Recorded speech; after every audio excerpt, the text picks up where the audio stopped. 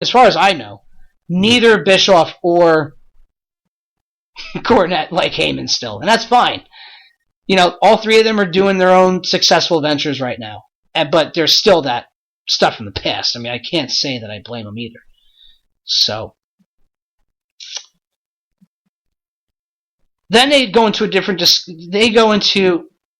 Vince, Bischoff, and Heyman on the table for three. Vince basically being the mediator. Oh, ooh, that'd be awesome. That would be awesome. Okay, so then they do basically a discussion about difficulties in building talent. And the one part that I'd like to segue into is 3-minute promos, and not the Bischoff. Did somebody say 3 minutes with 3-minute warning? Now they're both passed away. God rest her soul. And it's amazing what wrestling on TV now is done to the art of the promo.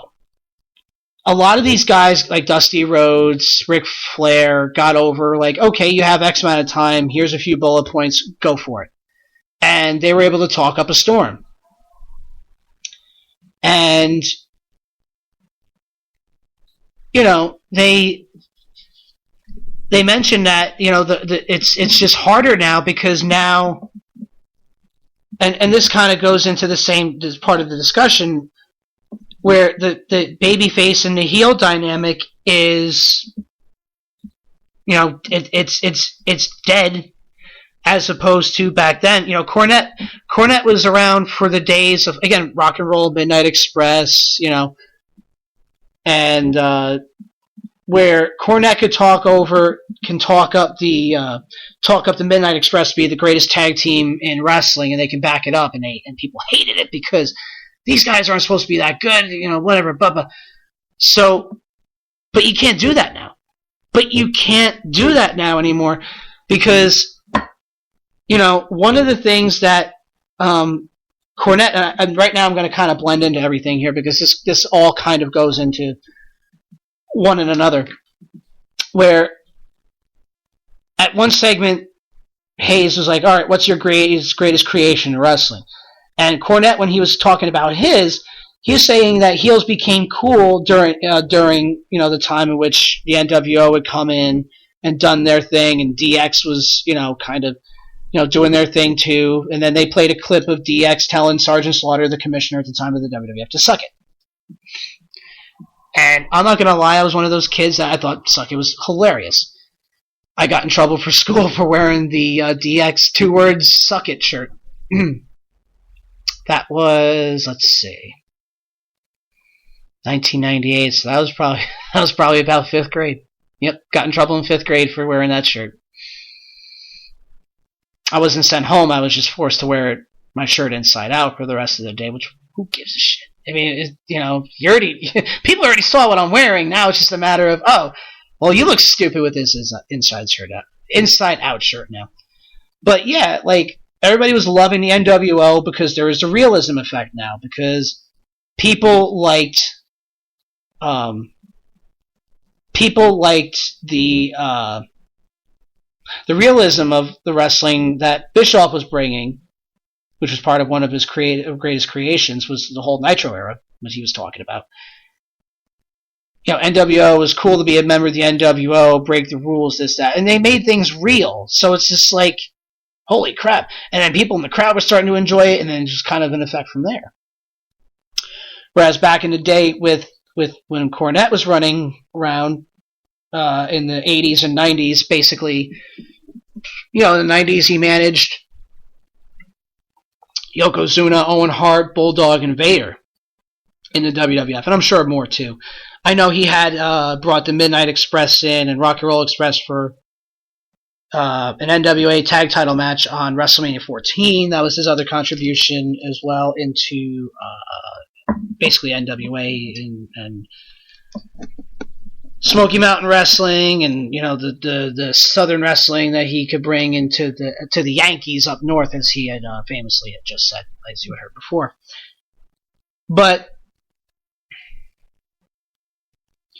But yeah, the heel and face dynamic it's so much harder because there's no heroism with the baby face, and there's no like evil intentions behind the heels anymore. Because thanks to Bischoff, basically it changed the whole heel and face dynamic. And what I also think, from my opinion and side point, is the internet, as he also said back in 1997, holds true 10 years later. The internet has killed wrestling. Between fans posting pictures of Roman Reigns hanging out with Braun Strowman in Italy. Where can I go on with this? Okay, then here's the hypocritical side of it.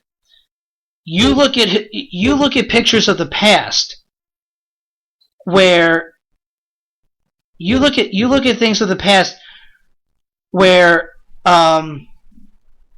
you see pictures of Undertaker hanging out with Yokozuna and Steve Austin and this, that. And they're like, oh, this is so great. Oh, these pictures are so awesome, it takes me back. Why is that cool as opposed to seeing the pictures of the wrestlers now? Other than the fact that they are currently, working together in a program, or they're currently active talents. I could see where that would probably bother some people, but then why are you saying that seeing pictures of, let's say Ric Flair and Dusty Rhodes together hanging out at a nightclub, which probably wasn't an odd occasion. But why is that cool versus, and it's amazing. Wrestling is a brotherhood. I mean, you have one another, and especially if you're in the WWE or Impact Wrestling or Ring of Honor, whatever you do, you're with these people a long time. I mean, you're spending most of your days with them. And in instance, a lot of times they become your family because you're on the road 250 to 300 days a year. You have nobody else. And I'm meaning nobody else on a consistent basis. I don't know what you do on your other time. That's just, that's your business. But yeah, the whole dynamic of wrestling between now and then, whether it be the heel face dynamic, the promos, it's just changed. And they were basically reminiscing on all of that, which was pretty cool. And I like listening to stories like these from guys who have done so much in wrestling, and for guys who basically shaped what wrestling is right now. So, okay. Then we get to the greatest creation, where Bischoff obviously went Nitro. Live versus Raw's taped. The reality and the realism that was created in there, which caused an edge. Again, the whole when Scott Hall came in, you know who I am, but you don't know why I'm here. Then Nash's debut, and then the NWO, and Luger's appearance on the first Nitro, which story goes, contract expired on Sunday. He was flown out to Minnesota that following Monday, and he gave away the finishes to the shows, which was all really good, well, fine and dandy. Then you get Jim Cornette's turn, which, again, I said he explained, the heels became cool, which was basically the WCW effect, which, again, is now trickled down into wrestling nowadays. Like, okay, Marty Scurll, great example. He's supposed to be the baddest of the bad right now. The baddest of the bad. He's now the leader of the Bullet Club. Or he's not the leader of the Bullet Club, but now he's the newest member, basically Ring of Honor's leader of the Bullet Club. And everyone's cheering him, where if you were to see that back in the day when Adam Cole, he gets turned on, and then by the Bucks, and now here's this guy coming in with an umbrella saying he's a part of the young Bullet Club. Okay, that's fine and dandy. That's great.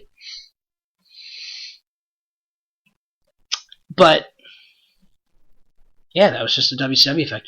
So his greatest accomplishments, he split it by 2 decades. The 80s was the Midnight Express, as per the reasons I had said before, basically stating that he could talk up a promo saying that they're the greatest tag team of all time, and they're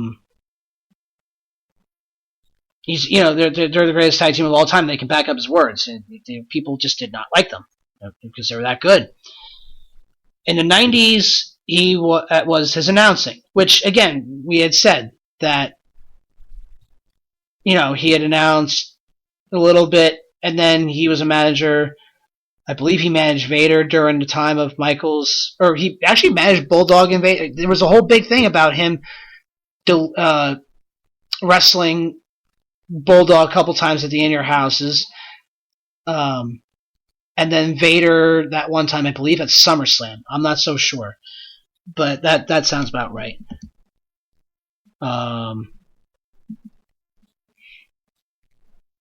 he teamed up with Jim Ross.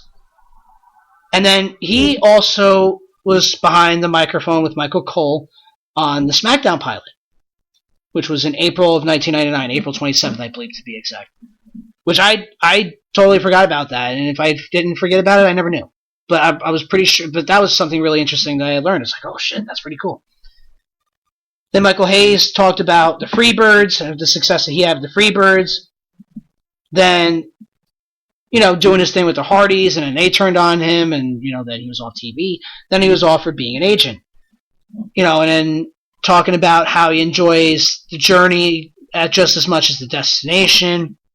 But he also talks about the WrestleMania 25 match between Undertaker and Shawn Michaels, and how they're talking about it, how they wanted it to go over, and how it was supposed to be built,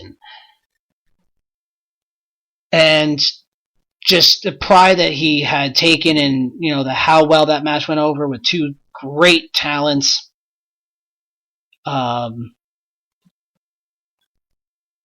It's basically listing his 3 accomplishments in wrestling: the Freebirds, the Hardys, and being an agent. That's, it's still pretty cool. Then the final part of the table for 3 is basically they're like, okay, if you're to book the main event at WrestleMania 34, or whatever it is, or book a match at WrestleMania 34, what would you do? Well, Michael Hayes went last, and he said Roman Reigns versus Cena. Eric Bischoff, on the Roman Reigns side, talked about, they should turn him heel. Oh, and let me just make a comment. And Michael Hayes is saying now that, we wanted to turn Cena heel. I'm sure they did. I'm sure you did. I'm sure. Well, okay, I don't mean to be sarcastic. I'm sure he and other agents wanted to, because they saw where the potential could have been. Again, the WCW effect, where he would have been the cool guy to like again. And plus, I remember reading stories where Cena was having a hard time with being booed and all that stuff, which, Hayes was saying that happened when he came from Raw versus being on SmackDown for so long. Which, hey, it happens. It's, for him at the time, still kind of green to the main event scene. It's just like, okay, well, now what do I do? So, which is pretty good. So, Roman versus Cena, which was Michael Hayes' idea. Eric Bischoff wanted to see Roman Reigns versus AJ Styles, which we've already seen, and they've had good matches. Or a good match. I can't remember if they wrestled once or twice. But at WrestleMania, I don't know. They had I can see that, and I can see that being really good. When Roman Reigns is put in a big spot, as much as you might like him, last minute switch and Punk was flipped. Okay.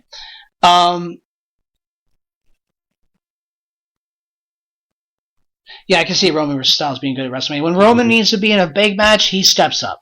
Whether you like him or not, then, whether you like him or not, he steps up to the plate, especially when he needs to. And then Jim Cornette will be getting his wish, kind of, at Extreme Rules. Because he said he wanted to see a submission match between Brock Lesnar and